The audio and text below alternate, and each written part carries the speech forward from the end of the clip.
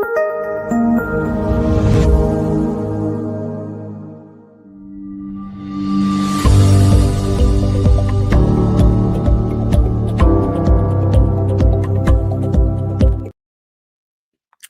evening and welcome back to another session, the A4Q Testing Summit Edition 2025. Well, I'm a lucky girl and here with Jean-François Riverin. Hello, Jean-François. Jean-François, I know that you've got a very interesting topic here with a very interesting theme. I'm going to get off stage very, very quickly and let you introduce yourself, tell the audience a little bit more about you. I was going to say that you're productivity and delivery advisor, strategic software coach, co-founder of Zencelia, an active member of the Canadian Software Testing Board, and also a contributor to the IS degree working groups. But you can tell everybody that in a moment. Can I just say, people, if you have questions, please do put them in the comments box. And even if we cannot answer them in this session, then we will try to get back to you.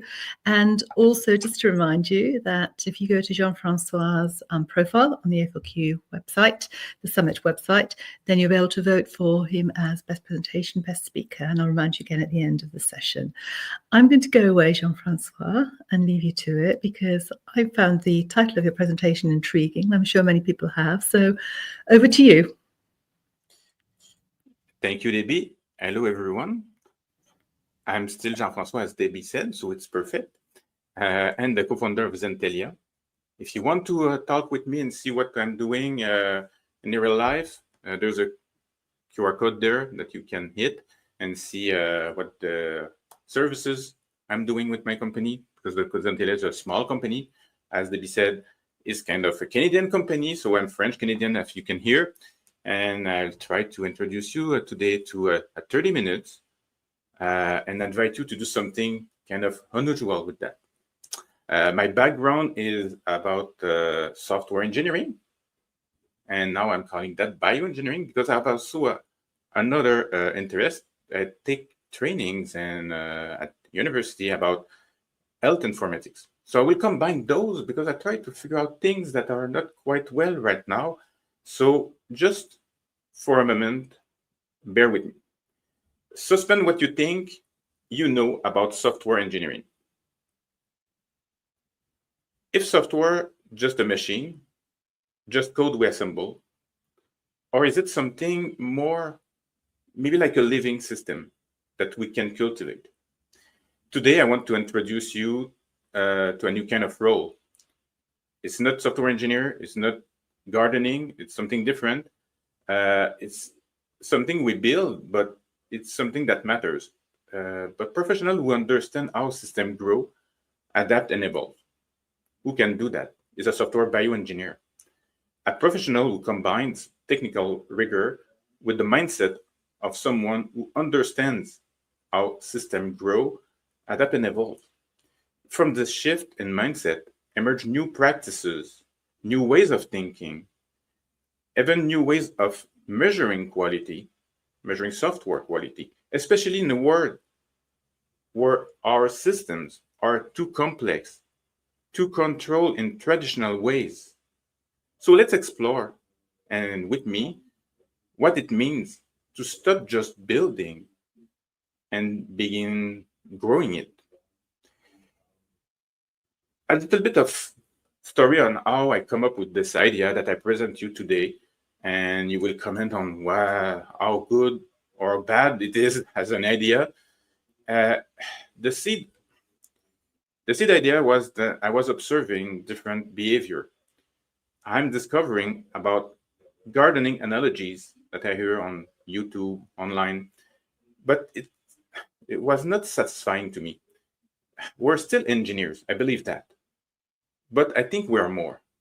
I noticed that our software shipped, then the real work began, not just creating it. We're fixing things, we're retuning, releasing again, relearning, not just maintaining, we're adapting. So I tried to combine the engineering part of the organic way, and I came with this analogy combining engineering, software engineering, and software gardening and software and biology. So it becomes bioengineering, which exists, but exists in something else than software, but maybe it's the same. So maybe it's time to stop asking how we control the system and start learning how to cultivate a system. Maybe it's time to become software bioengineer. Now you can hear the sound of life, the beginning of life on Earth with code. And we ask ourselves how it started. And if you reflect about that, it's a simple code, the DNA. The code created a first single cell floating in the water, can figure out, adapt, divide, responded to the environment of the time, learning, kind of, adapting, dividing.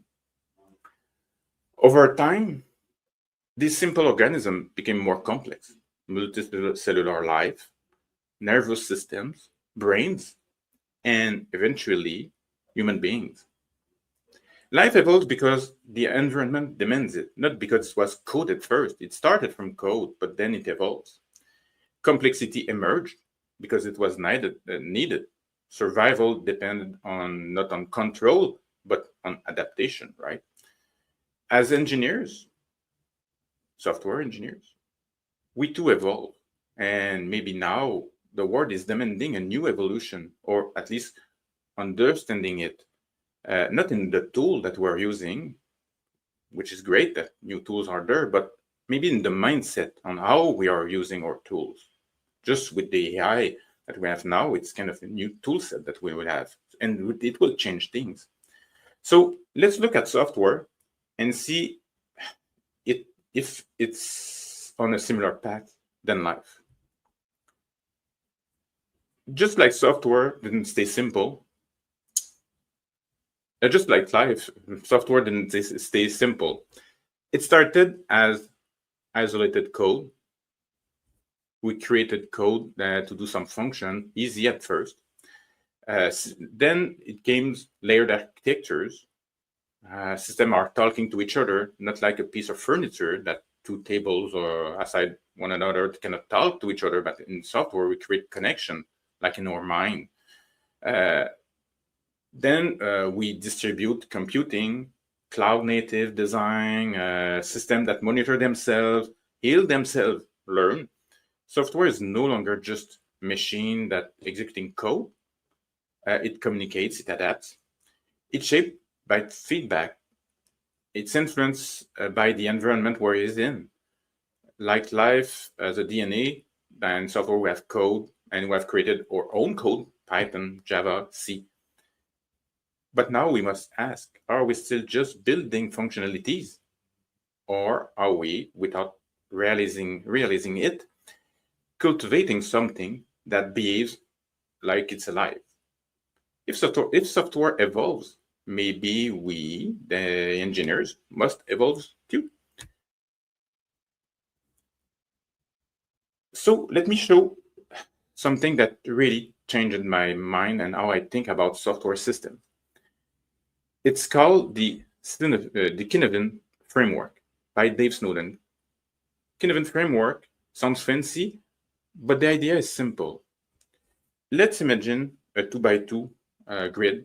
So 4 types of problems that can be solved, started from this order. To solve problems first, if you go on the bottom right, it's where the world is simple. Down there, it's obvious, it's clear. That is the land of clear rules. Cause and effect apply there. You just follow the recipe. Like resetting your password, putting a key on a lock and unlocking it, or throwing an egg.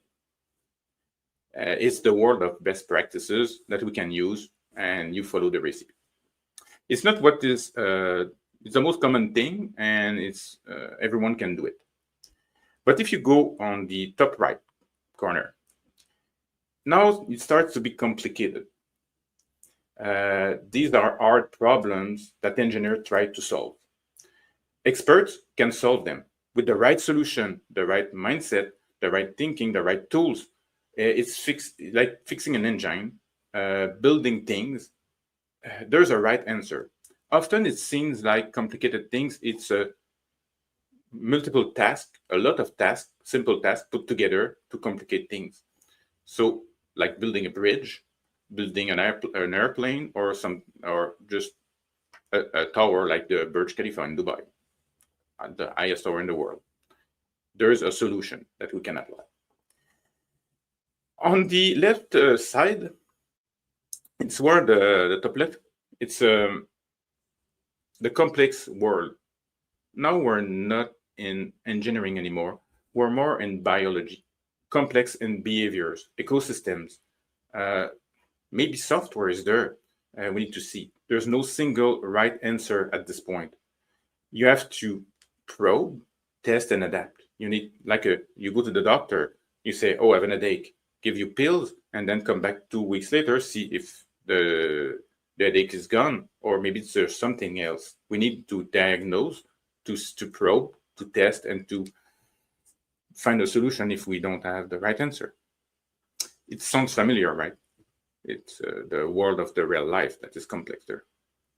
And there's a fourth quadrant where the things are chaotic. Then there's chaos, total crisis, no patterns whatsoever. We just have to act fast. Like when you're in production, a site goes down and users are screaming. Then what happens? There's a fire. Then we have to stabilize. So it means that we have to act first and then take actions to prevent it.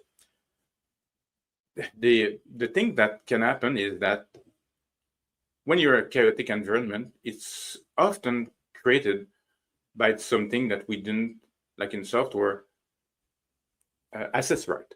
So if we think that things are simple, it's really easy to go into chaotic because we think that things are simple and they are not. Then you're going into a chaotic. That's the part that we want to avoid.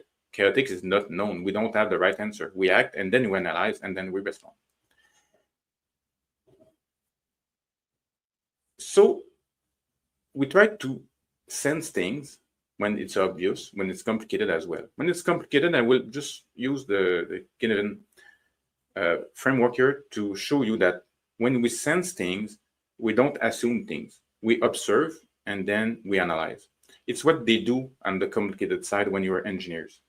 You observe the situation, you match it to a known pattern, kind of good practices that we have, and you apply the right solution to it. You assume the right answer exists and you are there to find it, to discover it by analysis, and you respond to it, which is completely different when you go on the complex side. It's unpredictable. So we go from predictable area to unpredictable. Unpredictable means you cannot know the right answer upfront. You discover it after fact.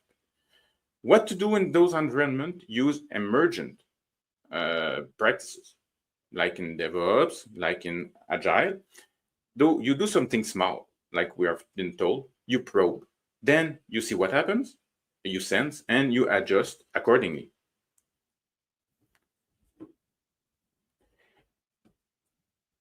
To monitor the results, you plan your knowledge.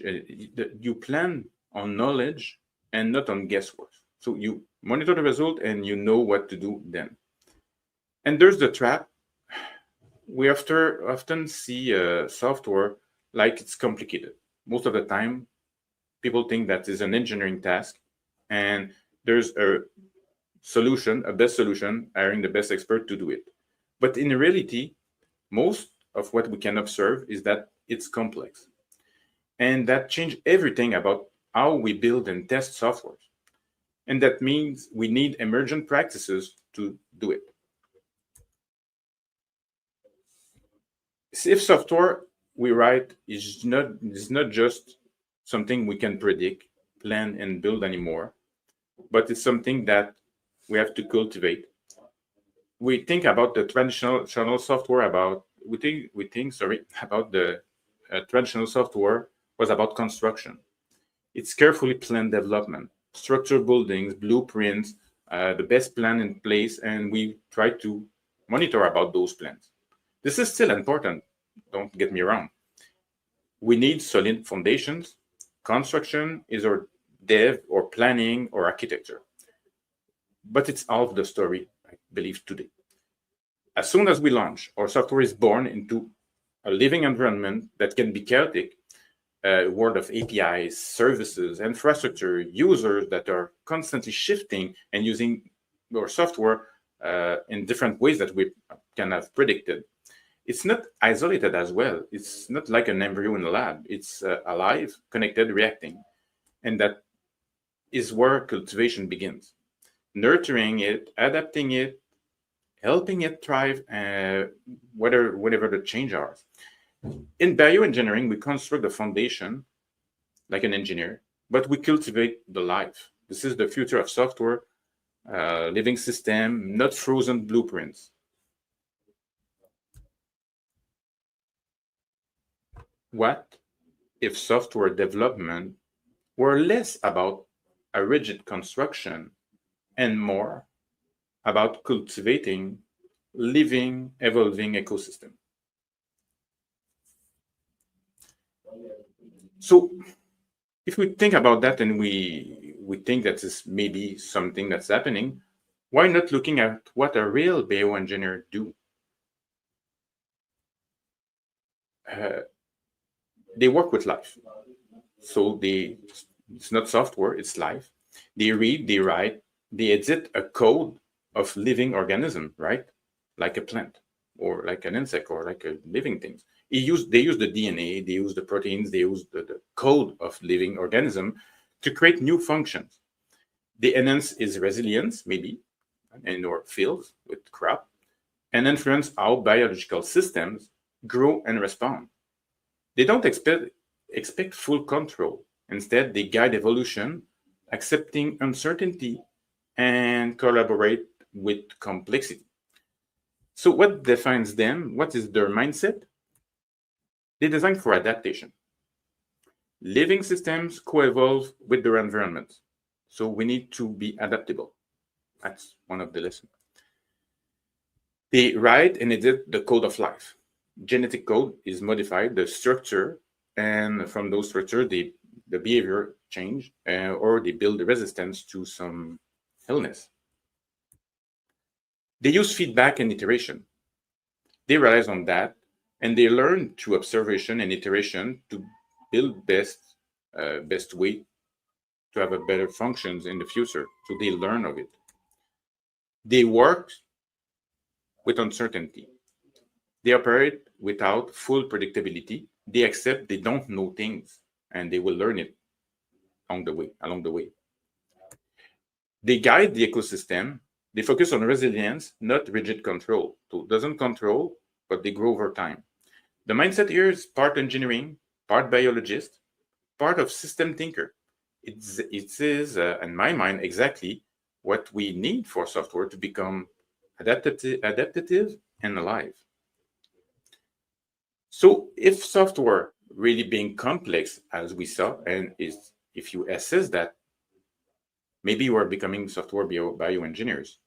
What it means in our operation, and if we take this idea seriously, that software evolves like a living system, like a complex living system, then as a software bioengineer, we don't just need new metaphor, we need new practices, right? So let me go with you to see what those practices can look like. Adaptability, like the chameleon, we stop designing for a single outcome and instead we build for change. System must flex, not break. The code must evolve, not resist evolution. So we should not resist evolution. We should just figure out how to create adaptability. Then in second, it's safe to fail. In a complex world, we cannot be certain. That's what we saw. But we can create experiments that teach us fast without crashing everything. So we used to aim for, in the past, for fail-safe system, preventing at all cost failing and never breaks. But when it's unpredictable, you cannot predict what's going to happen. This is the part of it's unrealistic. It's part of the game in a complex environment. So, and instead, then we have to aim for safe to fail system that expect the unexpected and handle failure with grace, not avoiding failure, but learning from it early when the cost is still low and doesn't create a big problem. Then the feedback loop, or feedback loops if we want more than one. Living systems survive by listening to their environment, and so most software should be. Feedback is no longer an afterthought in a software development, should be the fuel of how to grow. And it looks like what we learned on holistic approach by Lisa Crispin and Janet Gregory. So the holistic approach is based on all those feedbacks that can enter into our system to make it more adaptable and resilient. And then we can monitor fitness, or we should. We cannot cultivate what we can observe, so we need to know what's going on. We have to shift from did it deploy to is it healthy? Is it still thriving? And then is the fitness functions. Finally, these are how we measure vitality of a software, not just velocity of the development team. Is our system fit for its environment? So not just a question of today, are we shipping? And all those practices together shift us from builders of static code that will not evolve to an adaptive system. If the system is truly complex, not just complicated, then maybe we're not traditional engineers, but maybe we're people who guide mutation and build for it. We observe, we build for variation, and we listen that the system tells us. The DevOps mindset, we shape accordingly, and so in other words, we are closer to a bioengineer than an engineer. So if we think that software is just complicated, we build it like we're solving a puzzle. Once it fits, it's done. But if it's complex, if it will change tomorrow, then what we build today must prepare us to bend instead of breaking. We have the ability to become the goal. Adaptability becomes the goal, not perfection. So what we can do, since system evolves, we don't aim for done. We're aiming for ready to change. And what change in our practices, if we really embrace that, we are looking at the Agile Manifesto from it. It says in principle number 2, embrace for change. And if we're testing, what it means is then we need adaptability. What are the risks?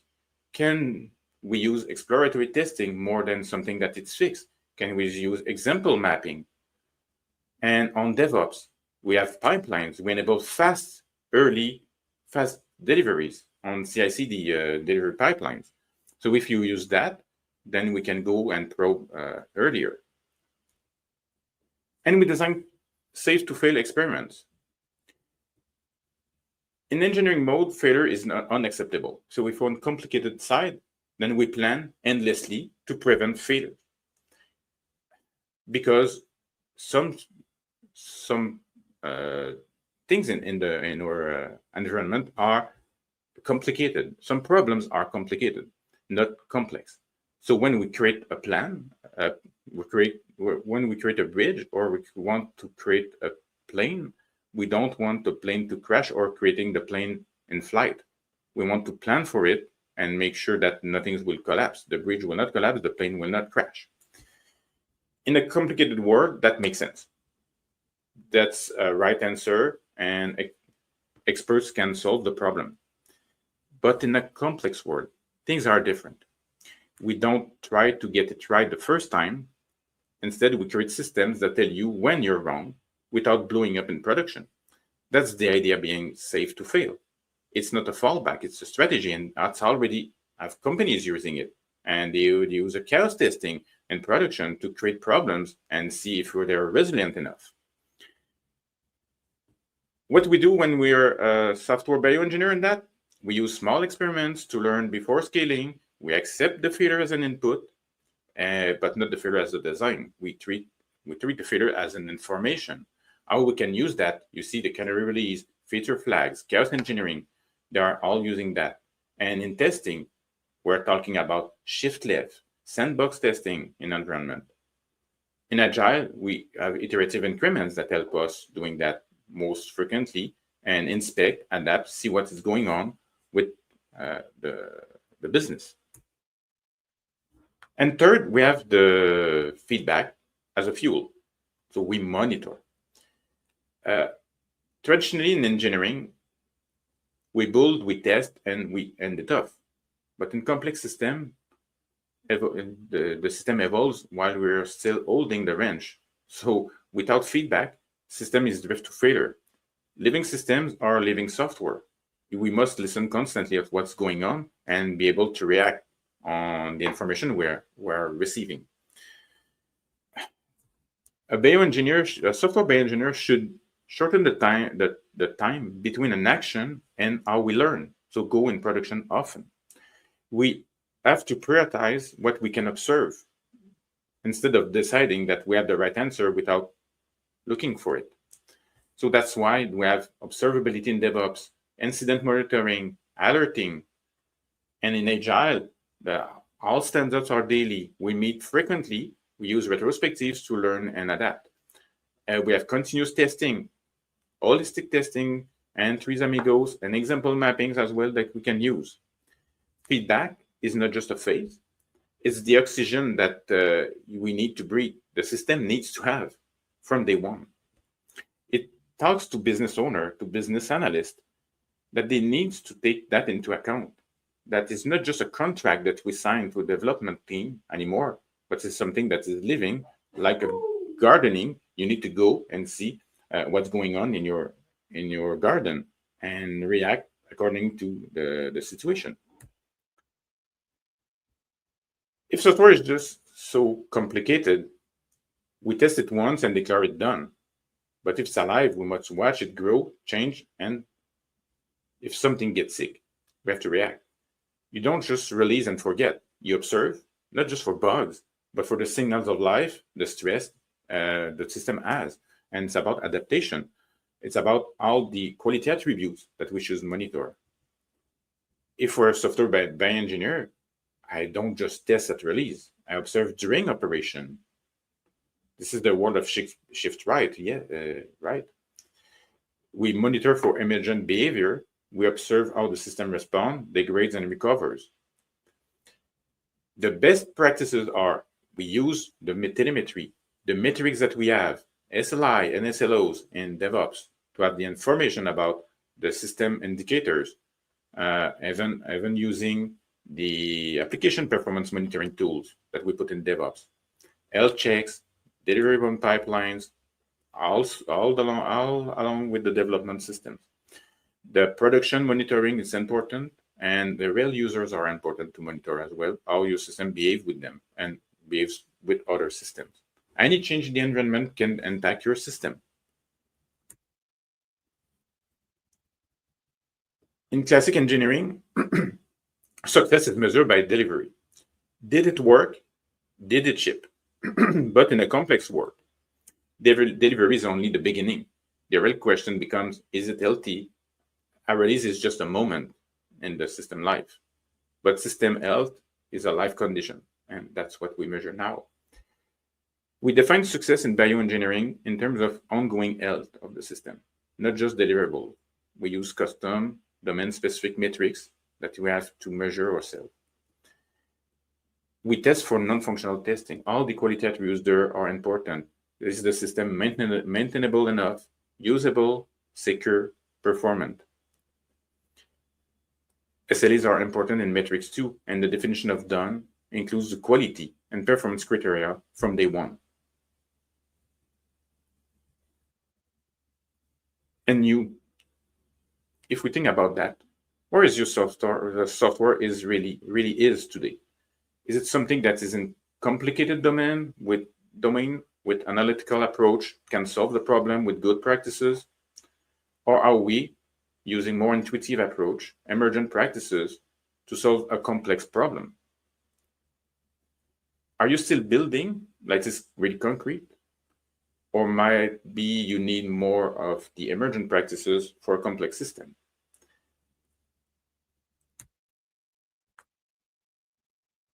I began with the question, what if software wasn't something we just build, but something we cultivate? What if our role as a software professional wasn't just about delivering and correctness, but about helping something grow with care, intention, awareness of an environment that maybe it's living? This is not just about throwing out engineering. I don't want to do that. It's about expanding engineering, software engineering as software bioengineering. We add to it. We add adaptation and adaptation to planning. It's like the Agile Manifesto. We thrive in a complex system by adaptation more than planning, stewardship more to delivery. And that's what a software bioengineering should do. So the question I leave with you, where in your work could you begin to cultivate instead of controlling? Where could you introduce care instead of just introducing code? Where could you embrace feedback instead of chasing completion? Not across the whole system, not overnight, just somewhere, because maybe, just maybe, bear with me, this is how software wants to grow now. And maybe it's time that we grow with it and we change our practices of wonderful planning, but doesn't make sense, to something that thriving and change and adapt. And before we move into questions, I want to say just one thing. You're welcome to ask me anything, and there's a scan of a QR code that can go to my LinkedIn. I would love to hear about your reflection about that. Where do you think we are today? Is it truly something that we need to know in a world where those AI makes me wonder if the code can change, if the system is complex, how can we adapt to make sure we test those kind of softwares? So this is something that we can fully predict. How can we react? And if you have ideas for me, since I just throw this idea out to you, please feel free to come and ask questions. I will really be happy to discuss with you about this really interesting subjects on how we can evolve in software. So in this world, we're not just engineer with the right answer. Maybe we're doctors, diagnosis, adjusting, checking it again. And in 2 weeks, like medicine, we don't give the answer once, and we don't have the right answer. We observe, we adjust, we learn. In healthcare, we now wear patches and watch and monitor, use in real time, because the system is too dynamic for a single moment of evaluation. Maybe our role is in software is the same than doctors, not always as an engineer, where we started. So does relate or resonate with you? Where do you think your system is and your mindset stand today? So thank you to have listened to me about that. And I leave the questions to you. Jean-François, thank you very much for that. Lots of food for thought, as we say, and it'd be really interesting to see if people do contact you, because I'm sure that will resonate with many people who are watching. I know we've got some questions, so let's pop into those. This metaphor of living systems is great, it is, but how do we actually apply it in a large legacy enterprise system with rigid governance? That's a question that it's really real, and it's a good one to hear, and I hear that really often. We don't need really to transform the whole system. As I mentioned at the end, it's not transforming overnight. When the enterprises are rigid, there's some places where some parts you can change and you can adapt. They are more dynamic than others. They are more fragile. They are more like living things. So if we start there, we introduce what I presented as a safe to fail experiments, and we observe that. we test in small increments as well. So it's where we can just try to respond to rigid government by using where we can act, and over time it may change, it may evolve. It's presenting that. Thank you. People go on to the next question. I'll just quickly say to people, because I think there's some content in there which people will enjoy looking at again. So A4Q will actually have the videos of this in their stream, but also on their YouTube channel. So if people do want to go in and hear what you've had to say again, I think that's a good place for them to go. Looking for the back office here. Yep, next question. If software is a living system, how do we write code that's resilient to change? That's really important, because this question is really right about the code is sometimes written in a way that is rigid and you cannot make it evolve. It's like a spaghetti code. So the code base needs to be prepared by having services that can evolve, the mindset that we optimize them. So build with flexibility, like the architecture should be microservices. You should not be really strongly coupled, like loosely coupled in your architecture. And the code should be, as the quality attributes said, maintainable and loosely coupled. So you can do some adaptation by just changing one thing.